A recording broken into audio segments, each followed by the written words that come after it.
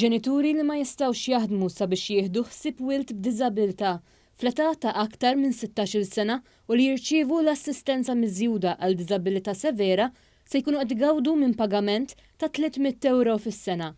Ħabbar dan fi stqarrija l-Ministru għas-Solidarjetà u l-Ġustizzja Soċjali, il-Familja u d-Drittijiet tat-Tfal Michael Falzon, fejn qal kif dan huwa eżempju ċar ta' kif dan il-Gvern qed ikompli joħloq miżuri u inċentivi ġodda sabiex jgħin il-vulnerabbli u l-familji tagħhom bil-fatti u mhux biss bil-kliem. Dan kollu huwa bżieda mal-allowances mal-pensjonijiet li jitħallsu lil persuna b'diżabilità direttament. Ta' min ifakkar illi llum persuna b'diżabilità severa tirċievi paga minima netta.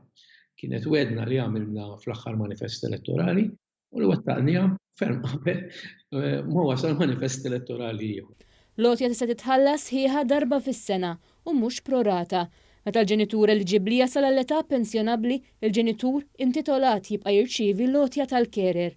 L-ewwel pagamenti ser joħorġu fit-13 ta' Marzu u jibqgħu għaddejjin sa Deċembru ta' din is-sena sakemm jitħallas kull min hu intitolat.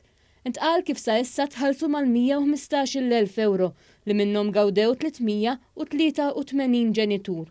Benefiċjarji prospettivi ġodda ser ikunu qed jitħallsu minn April il-qudiem.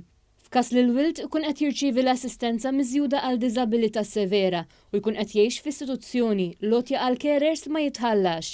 Il-ġenituri m'għandhomx bżonn japplikaw għaliex l-informazzjoni kollha ta' min hu eliġibbli tinsab għand id-Dipartiment tas-Sigurtà Soċjali.